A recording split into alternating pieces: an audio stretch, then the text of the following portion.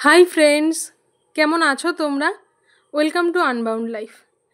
দেখো, গরমের বিশেষ কিছু গাছ আছে যেগুলো শীতের সময় ডরমেন্সিতে চলে গেছিলো, সেগুলো বসন্তের শুরুতেই আবার ডরমেন্সি থেকে বেরিয়ে আসতে শুরু করেছে। তার মধ্যে অ্যালামন্ডা একটা।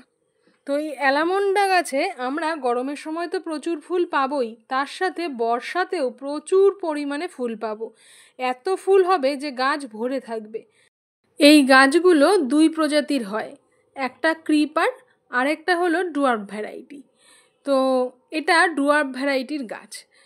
এটা টবের মধ্যে কেটে ছেটে রাখলে সহজেই ঝোপালো টাইপের হবে, আর তাতেই অসংখ্য পরিমাণে ফুল থাকবে।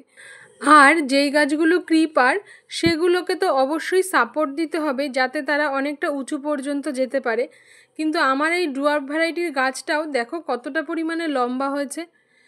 কারণ কি জানো, গত বছর আমি এই গাছটাকে প্রুন করেছিলাম না, তো সেই জন্য গাছটা এভাবে লম্বা হয়ে গেছে, আর এতে কিন্তু কোনো রকম ফুল আসে না।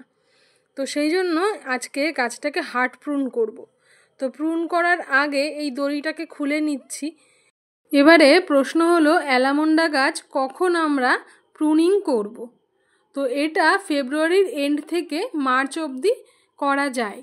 এবার আজকে এপ্রিল মাসের প্রথম সপ্তাহ পার হয়েছে সবে সবে, তো এখনও করা যাবে, কোনো অসুবিধে নেই। মেনলি আমাদের যেই জিনিসটা ফলো করতে হবে, যে গাছের ডরমেন্সি কাটছে কবে। দেখো, গাছে কিন্তু নতুন সবুজ সবুজ পাতা গজিয়েছে। তো যখন তোমাদের গাছেও এভাবে সবুজ পাতা গজাবে, তখন তোমরা এই গাছকে প্রুন করবে। কারণ পাতা না আসলে তোমরা বুঝতে পারবে না যে গাছটা ডরমেন্সি থেকে রিকভারি করার পজিশানে এসেছে কি না। তাই যখন দেখবে পাতা এসেছে, তখন আমরা বুঝতে পারবো যে গাছকে যদি এবার আমরা হার্ড প্রুন করি, তাহলে গাছ সারভাইভ করতে পারবে, আর কোনো সমস্যা হবে না। তাই তখন আমরা গাছকে হার্ড প্রুন করব। হার্ড প্রুন করা মানে গাছের সমস্ত পাতা কেটে দেব, আর মেন যে ডালগুলো সেগুলো রেখে বাকি সবটা ছেঁটে ফেলবো। তো এইভাবে ডাল ছেঁটে ফেললেই কিন্তু গাছের নতুন নতুন ব্রাঞ্চ আসবে। দেখবে যে যেই পজিশন থেকে আমি কাটছি, তার নিচ থেকেই দেখবে কয়েকটা করে ডাল বের হবে। দেখো, এর আগে যখন ডাল কেটেছি তখনই কিন্তু নতুন নতুন ব্রাঞ্চ পেয়েছি। গত বছর ডাল কাটা হয়নি, আর গাছ কিভাবে লম্বা হয়ে গেছে, অথচ সেই গাছে কোনো রকম ফুল নেই। তাই গাছে যদি আমরা ফুল চাই, তাহলে কিন্তু ডরমেন্সি পিরিয়ডের পরবর্তী সময় অবশ্যই গাছকে প্রুন করতেই হবে। যাদের গাছের বয়স 1 বছরের বেশি তারা হার্ড প্রুন করতে পারো, আর যাদের গাছের বয়স 1 বছর হয়নি তারা সফট প্রুন করবে। কোনো গাছকে প্রুনিং করলে আমাদের যেই কাজটা অবশ্যই করতে হয় সেটা হলো ওই গাছের কাটা অংশগুলোতে ফাঙ্গিসাইড লাগিয়ে দিতে হয়। তো এই ফাঙ্গিসাইডের প্রলেপ দেওয়ার জন্য আমি নিয়েছি সাফ পাউডার, আর তাতে অল্প সামান্য জল নিয়ে এই সাফ ফাঙ্গিসাইডকে একটু ঘন করে মিশিয়ে নিয়েছি। এবারে এই প্রলেপটা আমরা প্রত্যেকটা কাটা অংশে টিপের মতো করে লাগিয়ে দেব। এই আস্তরণটা একটু পুরু হওয়া দরকার এই কারণের জন্য, যাতে করে আমরা যখন গাছের ডালে এটাকে লাগিয়ে দেব, তখন যাতে এটা গাছের কাণ্ডের সাথেই আটকে থাকে। বেশি যদি তরল হয়ে যায় তাহলে কিন্তু বেয়ে পড়ে যাবে। তো সেই জন্য এটা একটু ঘন নিতে হবে, আর তারপরে এভাবে লাগিয়ে দিলেই ব্যাস, ফাঙ্গাসের অ্যাটাক হওয়ার ভয় থেকে মুক্ত। আর এই প্রুন করার সময় অবশ্যই কিন্তু যত শুকনো ডাল আছে গাছে, সেই শুকনো ডালগুলোকে আমাদের প্রুনার দিয়ে কেটে ফেলতে হবে। দেখো, এখানে আমি হাত দিয়ে ভেঙে তোমাদের দেখালাম যে গাছের ডাল এমনই শুকিয়ে গেছে যে হাত দিয়ে চাপ দিলেই ভেঙে যাচ্ছে। কিন্তু হাত দিয়ে চাপ দিয়ে ভাঙতে যাবে না, তাতে করে অনেক সময় যে সতেজ ডাল রয়েছে সেটাও ভেঙে যেতে পারে। তো দেখো, এটা চাপ দিয়ে ভাঙতে পারছি না। তো এই জন্যই বলছি যে প্রুনার থাকবে, সেই প্রুনার দিয়ে তোমরা কেটে নেবে, একটাও কোনো মরা ডাল তোমরা রাখবে না। আর এভাবেই গাছটাকে পুরো একদম হার্ড প্রুন করে দেবে। প্রুন করে যে সতেজ ডালগুলো আমরা পাবো সেগুলো আমরা ফেলবো না, সেগুলোকে আমরা আবার কাটাই ছাটাই করে মাটিতে বসিয়ে রাখবো, যাতে করে সেখান থেকেও আমরা নতুন নতুন অ্যালামন্ডা গাছের চারা বানিয়ে নিতে পারি। তো আমরা যদি সেক্ষেত্রে চারা নিজেরা রাখতে চাই রাখতে পারি, আবার ইচ্ছে হলে বন্ধুবান্ধব বা পাড়া প্রতিবেশীদেরও 2-1টা করে গাছ দিতে পারি, তাহলে তাদের কালেকশনের গাছও বাড়বে আর খুশিও বাড়বে। এবারে আমি গাছটাকে রিপোর্ট করব। তো সেই জন্য দেখো এরকম একটা পরিষ্কার সুন্দর টব নিয়ে নিয়েছি। আমি গাছ রিপোর্ট করলে পরিষ্কার সুন্দর টবই নিই, কারণ গাছও অনেক দিন এক টবের মধ্যে থেকে বোর হয়ে যায়, আর আমারও ভালো লাগে না যে অপরিষ্কার একটা টবের মধ্যে আবার গাছকে বসিয়ে দেবো।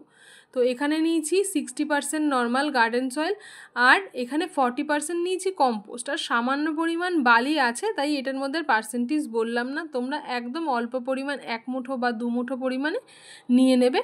নিয়ে এবারে এটাকে ভালোভাবে মিশিয়ে তারপরে তোমরা গাছটাকে বসাবে। অ্যালমন্ডা গাছ ময়েশ্চার পছন্দ করে, তাই আমাদের রোজ ওয়াটারিং অবশ্যই করতে হবে। আর এটাও খেয়াল রাখতে হবে যে টবের মাটিটা যেন ভেজা ভেজা থাকে, টবের মাটিতে যেন ময়েশ্চার থাকে, মাটি যেন কখনোই শুকনো খটখটে না হয়। তবে আর একটা জিনিস, যে জল আমরা রোজ দেব বা পর্যাপ্ত পরিমাণে দেব, কিন্তু সাথে আমরা এটাও খেয়াল করব যে এক্সট্রা যেই জলটা হচ্ছে মানে টবে থাকছে সেই জলটা ড্রেনেজ হচ্ছে তো। কারণ যদি সেই জলটা ড্রেনেজ না হয়, টবের মাটিতে বসে যায়, তাহলে কিন্তু এই গাছের গোড়া পচার সমস্যা আসতে পারে। আর গোড়া পচে গেলে ডাইব্যাক আসতে পারে, অথবা ফাঙ্গাসের অ্যাটাক হয়েও গাছ কিন্তু মারা যেতে পারে। তখন মাটির প্রিপারেশনের সময় আমি এই ফিউরাডন, যেটা দেখছো বেগুনি রঙের, আর এই যে ফাঙ্গিসাইড, এটা সাব ফাঙ্গিসাইড, এটা মেশাতে ভুলে গেছিলাম, তাই এখন আবার মিশিয়ে নিলাম।